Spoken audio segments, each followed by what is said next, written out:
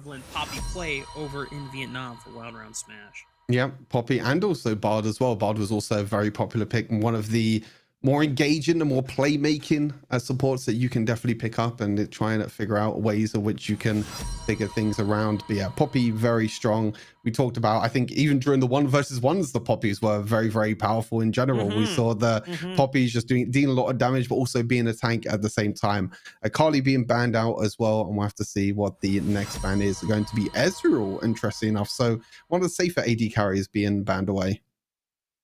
I'm just trying to remove some of the options there from Wisla Sharks if they especially want to target or focus bot lane a lot early on. And Bessa being taken off the table, that's a good ban. That's a problem champion to deal with. She can get accelerated quite quickly with those item spikes. And once she has enough ability haste in her kit, she becomes too big of a deal or a problem to deal with. I'm just saying, Stuart, Aatrox getting taken off the table. I'm looking at things. I know you said Lee Sin and Viego are already been nerfed on the ban hammer. Rumble is the one that I was looking at. That champion still does a lot of things extremely well, and in a archetype, as you called it, a battle mage or a kind of like a mage frontline, you don't see a lot of those that often in this meta. No, exactly. We always want to kind of prioritize the AP damage sources because we don't have in Wild Rift compared to PC, we don't have that much damage sources in terms of AP champions. We don't really have a lot. So the likes of Rumble gets prioritized quite early on. Even someone like Jax, you know, Jax again, a champion that has a lot of AP damage with his kit, with his ultimate, and even his third ability as well. Some people like to build him with a little bit of AP damage in there as well to help you with that damage source. But yeah, Rumble, a champion that again we saw quite a lot of, especially in the 1v1s. So I'm going to be curious to see if it's going to be the tank Rumble that we saw a few weeks ago, Rafa. I'm sure that will give you a few nightmares, or it might be a more of the, I guess, like you said, the battle mage style with things like Leandries. But Lucian's still going to be picked up even after nerf. I think a few players are still realizing that the champion is still pretty strong even after a few of the damage numbers went down. We'll see how well they can pilot it. And speaking of champions that were nerfed but still might be in the comfort zone for certain players, Viego does get locked in. I mean, if you saw the long pentakill that he got with Viego, it just goes to show how ridiculous this champion can be in the right hand. Here we go, second round of bans. Yeah, Viego is very, very scary. Like you said, especially on the right hand. And I think that's kind of the real skill difference, really, when you talk about like players that play on the highest level, even junglers that play on the highest level. We'll see later on players like Finewax, who is considered not just in France, but also across the entire EMEA scene. When you talk about who is the best jungler in EMEA, who's the best one in the jungler, people will always put Finewax at #1. So we're not going to be seeing him in this series, but we will see him in the next series, which I think will be very exciting to see kind of that high level style of these skilled junglers as well. But at the same time, we'll still be seeing the MENA team pick up Viego, which will still be very interesting to see. Xin Zhao, Wukong, and Camille all being banned out. So some solo laners and some junglers being taken out the pool. This is really curious because this tells me that they're not expecting this Jarvan to actually be a jungler for the Wisla Sharks. So I'm imagining that they're expecting both Jarvan and Rumble to be the dedicated solo laners, and they're opening up the jungle pool to potentially be thinned out here. That if you're still trying to look for a separate bruiser or a fighter from the jungle role that's not the Jarvan pick, then do you go for Vi? Maybe just like guarantee more lockdown because you already have Cataclysm and Equalizer. That's the hot pot combo right there. I don't know if you really need more lockdown or if you would like something a little bit different in terms of utility. Yeah, I totally agree with you. I think the Xin Zhao ban is definitely a bit of a question mark for sure because you would expect this Jarvan to go into the jungle unless it does go into one of the solo lanes, which you don't usually see it too much, or you sometimes see it in the support in solo queue. But Renekton being picked up, which kind of guarantees there that we'll have Renekton and Rumble in both the solo lanes. So yeah, like you said, maybe a misban or something, maybe miscommunication there for the side of MENA squad banning out the Xin Zhao when you already have the jungler there. But Lucian Braum looks to be the combo in the bottom side. Braum, of course, going to do quite well into the likes of Jax and Viego to peel away from Lucian. But of course, the double up passive from Lucian going to be very strong with Braum's passive to try and stack it up. Next Generation looking at their own support option of choice. Swain, more than likely that dedicated mid laner.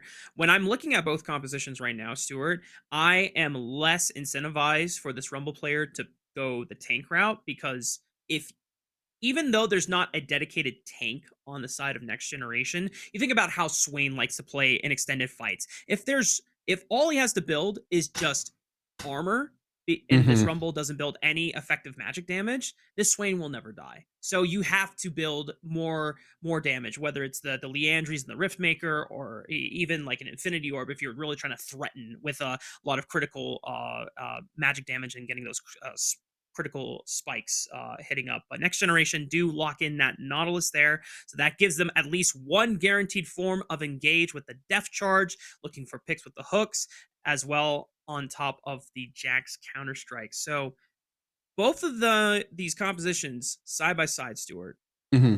I'm kind of giving scaling edge over to Next Generation, and Wisla Sharks, I feel like the onus is on them to be proactive early with their setup. Yeah, I feel like with Next Generation, they're playing a pretty standard like front to back comp, right? You have like the Nautilus in the front line, you have the Viego that wants to kill whoever's at the front first, and whoever wants to be whoever's right at the front, whoever's going to be that first person to try and take down. But we got no time to waste, Rafa. We're going to be heading into game number 1 here of our best of 3 between the Sharks and Next Generation. This is going to be Poland against MENA. So we'll have to see here what side is going to be cooking things up here. You'll recognize some faces here. I think Yami was a player from MENA who used to compete and still competes. Used to compete for quite a while over in the MENA scene, and also Heaven, also a player that has been around the scene for quite some time. So it's good to see some players still sticking around, trying to compete at the best level here. But we'll have to see who comes out on top of this series. Hell yeah. I'm down to see faces old and new continuing to bring the best that Wild Rift has to offer. So far, we're getting a nice view of the Jarvan clear, which hopefully we can see some of the action that is happening on the bottom side of the map soon, as there is a big brawl. The worst already brought down to 100 HP. Oh, the Oh, flash in from the Flash. Braum is going to force the flash out of Sivir as well. Here comes Heaven looking for a quick roam, but because the worst is able to pick up that honey fruit very rapidly, it gives him enough time before Heaven comes in for the cleanup. Yeah, the good old honey fruit. Some people love them, some people hate them, Rafa. It's like, oh, I took you to 1 HP. That's psych. I just go back to half HP thanks to the honey fruit. And it doesn't actually help there with, as you mentioned, the tower dive and the rumble looking thrown. But a lot of tension, Rafa, into this bottom side right now. And with the priority, the flash forward from the Lucian as well. Holy moly, and Heaven is on the wrong side of the tracks trying to lean up towards the mid side of the map, and here comes the first reset from the Viego, but doesn't get a chance to pick up the possession. It's 1-for-1 trade so far. The Jarvan finds the knockup, forcing the flash out of the Swain.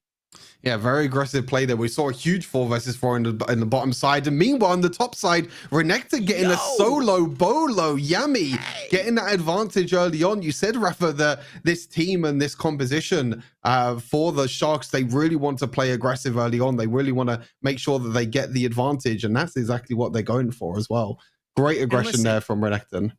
Yeah, I'm down with like the Viego trying to pick up possessions early on. That is your fantasy. You want to live in Reset City, but you gotta give a little bit extra care and respect to Wisla Sharks' power early on. Your bot lane has been pushed in. They already lost Flash. They were forced to take the Honey Fruit early. Trying to look for that fight is a little bit aggressive. And now, Stuart, looks like the Jarvan is about to bring some more pain to the bot lane. Yeah, this Jarvan's going to be very scary to deal with. You have so much lockdown as well, and especially with no flash on the Nautilus and no flash on the Severe.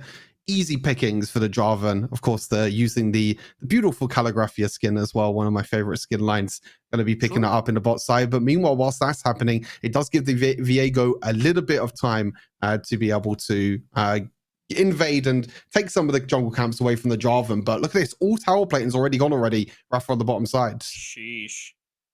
This poor Sivir was denied a lot of gold under the tower thanks to the Jarvan just staying as long as he could. Depth Charge comes out, maybe looking for a return kill onto the Braum, but Solo is a bit too tanky for this Sivir to pick up any meaningful damage back onto it, throws out the boomerang blade, but nice use of the unbreakable shield keeps both himself and Fura X alive.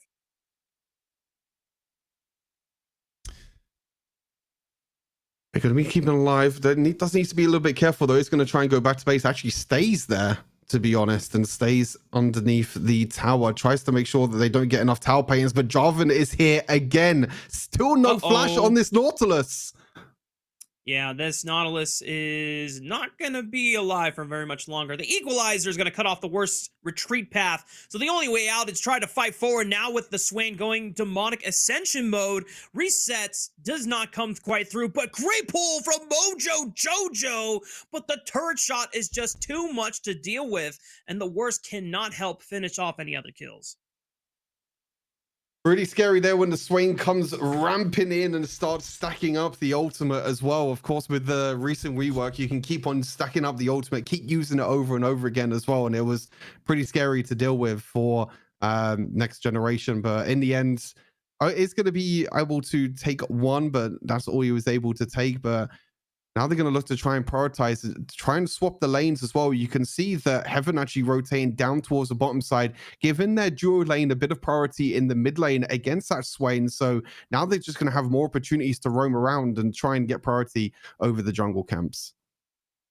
Oh, flash bot side. Wow. Okay. Well, Heaven's like, all right, guys, you get this turret. I understand.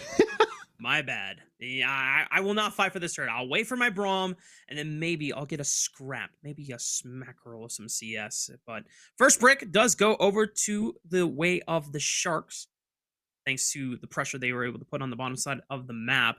But let's see what Next Generation can find as a response, as now they're starting to focus and shift a lot of their pressure over to the top side of the map. You see the big thing right now is that Viego has a huge lead in the jungle, nearly 1,000 gold in the jungle. And as we were talking about earlier, with Jarvan prioritizing ganking and getting his lanes ahead, Viego has just been power farming. This is a jungler that if he does get ahead early on and if he's able to get a few of them crit items, then it becomes very scary to try and deal with. So I think Next Generation needs to be a little bit careful here, because this Viego is starting to stack up and do a lot of work. Looks like both teams, Rafa, are going to be prioritizing this dragon. No team is going for the Rift Herald, which is really surprising to see. Crazy work. We'll see how it pays off for either of them. The engage is there TP from Solo, finds the first knockup. TP coming in from Mojo Jojo, ready to pop the demonic ascension, tries to roll through the first one. Nautilus is the first one to drop. Here comes the resets. Viego looks for the ultimate, but the Heartbreaker ends up breaking his own heart as he goes down way too early. Mojo Jojo trying to do everything he can, picks up a couple there, but not everyone will fall from the side of Next Generation. They're the ones that persevere, and Life Failure cannot do anything to salvage the play. Dragon goes over to Next Generation. Yeah, 4 for 2 in the end. Bit of a misplay from the Viego, as you mentioned. They tried to use the ultimate, tried to get the resets on the back line, but they were not low enough, unfortunately. It was just the Viego jumping in. And as soon as Viego jumped in, you saw everyone for Next Generation just turn their attention to the Viego and completely one-shot him. And he didn't even get a kill. He didn't get the reset that he wanted. And that did give the Dragon over to Next Generation. But however, the Herald will go over to the Sharks. But Viego's in a lot of trouble again. The red carpet laid out by Heaven's Rumble, and that's a one-way ticket back to the fountain for Keizo there. A double kill going over to Heaven's way. Next Generation, I will say, Stuart, that bottom side fight under the tower seemed like it brought Wisla Sharks back into gold contention, but ever since the Dragon misplay, Next Generation have regained control of the map and the game as a whole. Yeah, they're finding the right fights at the right moments right now. And you can see, as you mentioned during the draft as well, Rafa, the Rumble going for the more aggressive build, going for the more damage build, which means they don't really have a front line. They do have the Braum, and I believe this Jarvan is most likely going to be going for the Trinity Force into the full tank build, as there's a flash forward from the Nautilus. Yeah, just to make sure the death charge comes through and the first reset is claimed by the Viego there. Picks up the Lucian corpse for the possession, as they at least allowed the ensemble to crash into the turret in the mid lane. We'll see if Wisla Sharks can get anything more, but that was a really nicely timed pick. Even Mojo Jojo's around the wings here for another fight. Yeah, fight in the top side and a fight in the bottom side at the moment. Looks like they're going for the invade, trying to take more jungle camps away from this Jarvan. The Viego in team fights has not been really performing too well. A bit misplayed a few times on the ultimate, but I have to say right now, in terms of the Sharks, they've been doing really well at trying to get ahead and trying to get the jungle ahead. In terms of farm, you can still see the Viego is still 1,000 gold ahead, even though they are 1,000 gold behind in general. So all the laners are losing, but this Viego is ahead in gold, and it is going to be the main carry, because when you think of the composition, you have the likes of the Nautilus setup for Viego, you have the Swain, which is more of a setup as, oh no, Komodo. That's one step too far, buddy. Yeah. It's a thick shield, but he's got no homies right beside him. Meanwhile, it's Yami that is isolated by the Sharks there. Kejo making sure that he was able to pick up 1-for-1 on the map. The collapse comes in. The worst is able to back them up. Kejo already repositioned with a Heartbreaker. Good knock up there from the Jarvan, trying to set up the fight. Culling from the Lucian does a lot of damage, spraying with those Gatling guns, but Life Failure might have gone a little too far forward. Here comes Heaven for the cleanup, but Jojo about to just spray damage all on top. Finally gets taken out by Heaven's Rumble there, but that didn't look too bad for the Wisla Sharks in the end.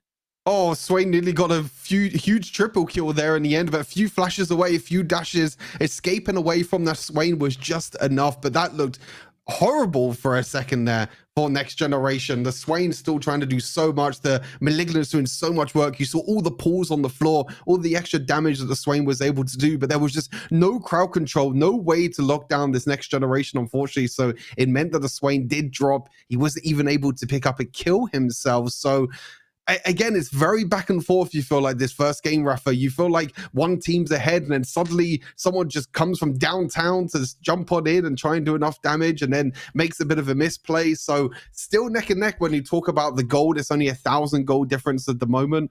But like I said, the big difference again, still in that jungle, Viego is definitely going to be a highlight here for the Sharks to see if he can get into the backline, if he can get the picks. But I feel like the Sharks need to play a little bit more passive. They have a very standard front to back composition. They just need to kill the first person that's right in front of them. They have the Nautilus for the crowd control. They have the AoE damage with the Jax and the Swain, and they have the severe movement speed as well. So if they can use that to get this Viego and get one of the possessions from his passive, he can look to try and run over the team fight.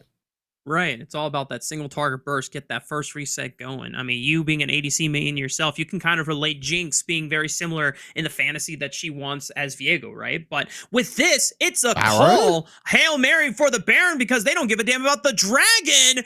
And the Baron has gone down. I'm not sure who secured it in the end. Thankfully, Kejo was able to at least secure it for the rest of the team of Wisla Sharks, but they have to retreat because here comes Jarvan looking for that Cataclysm lockdown engage. Life Failure willing to give his life for the Counter-Strike stun, but actually picks up Lucian in the end. It's up to Heaven. It's up to the rest of the members of Next Generation to try and clean it up. Wisla Sharks, they have the momentum on their side, and Heaven is pushed out. Reset City has been achieved by Kejo. Looks for the flash on the Heartbreaker, and he's on the hunt for Salo's Braum. And I don't think he's got anywhere else left to go. The movement speed should be able to line up the Spectral Maw. Doesn't find the rune. Maybe Salo gets out in the end, but it's a big win at the end of the day for the Sharks as Salo tries to bait him in for Heaven, but the possession is going to be claimed, secured. Kejo blinking low in HP, picks up the Braum body, and now Heaven is trying to run away and buy some time. The continued action is just astounding. Shutdown comes in from Jojo as he bolts his ult a second time, Stewart. We've been fighting this damn long in this game. This is Wild Rift at its best, baby, and it's only game one of our first series. Kejo trying to live through it at the end of the day, and he's finally taken down. It's an absolute fiesta, Rafa. There was so much going on. That was a full 2-minute bloodbath, but it was actually the Sharks in the end that picked up the Baron. I thought that Jarvan actually stole it, but I think it was actually the announcer saying that Jarvan got a kill instead of the Baron. So the Sharks get a huge lead, because meanwhile, whilst all of that was happening and the whole fight was going on, it was the Sharks that were able to just stomp down with all of the minions, take down so many of these towers. The mid tower and the top tower has gone down. The inhibitor towers have gone down, which means these super minions are now going to be pushing in.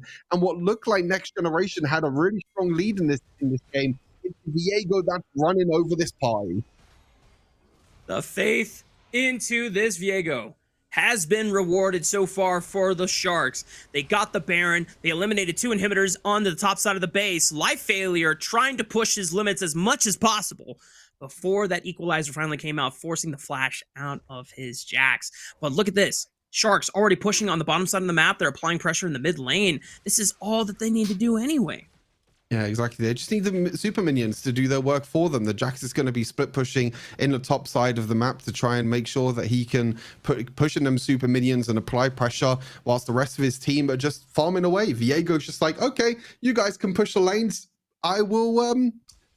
I'll just carry on farming. I'll just carry on getting the items that I need. And that's exactly what this Viego is doing. And 14,000 gold right now for this Viego. The towers, the inhibitor towers will be able to respawn over some time, but it is going to be a little bit more time until then. So the super minions are still going to be pushing in, but they're looking for the trap, Rafa.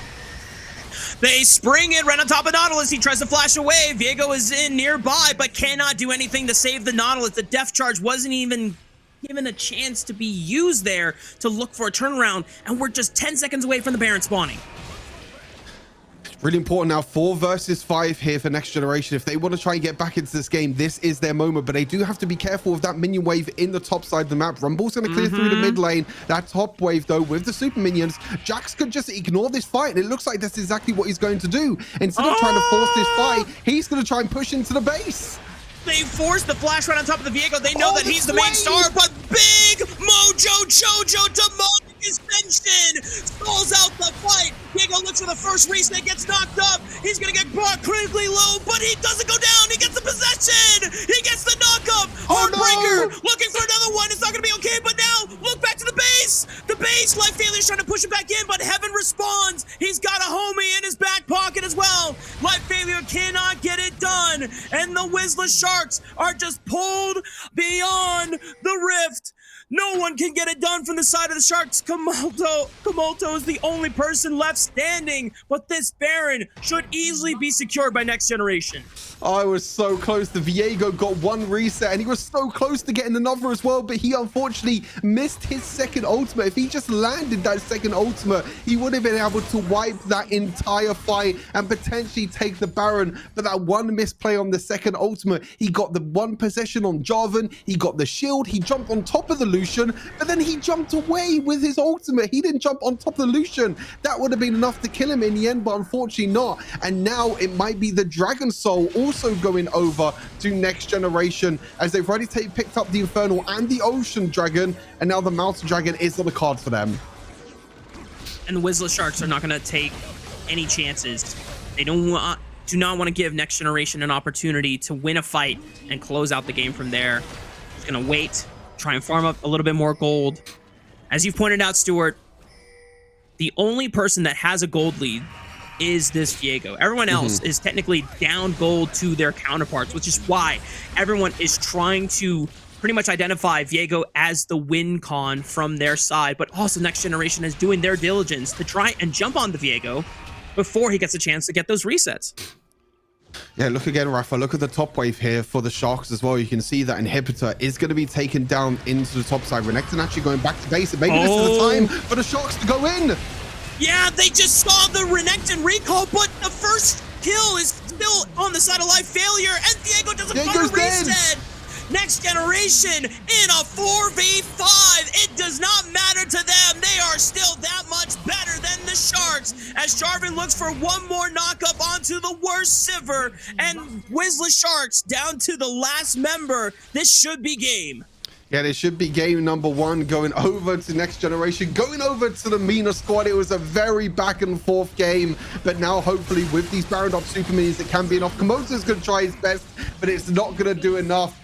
Next Generation, Rafa, what the hell was that game number 1? It was an absolute fiesta from start to finish. So much fighting happening, so much back and forth action as well, and you felt like in the end Viego was going to be enough to carry, but unfortunately just not being able to get the resets that he needed and the damage that he needed in the team fights just wasn't enough. And like you said, Rafa, they knew that Viego was the focus. So as soon as he jumped in, everyone turned to the Viego straight away and took him down. What a crazy game to showcase just Wild Rift in general for game number 1. That's the sort of action that we love.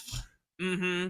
I think there is a couple fights in there where Wisla Sharks were extremely locked in, where everyone understood how to play around the Viego, and there are a couple fights where I think the communication just went out the window. There is a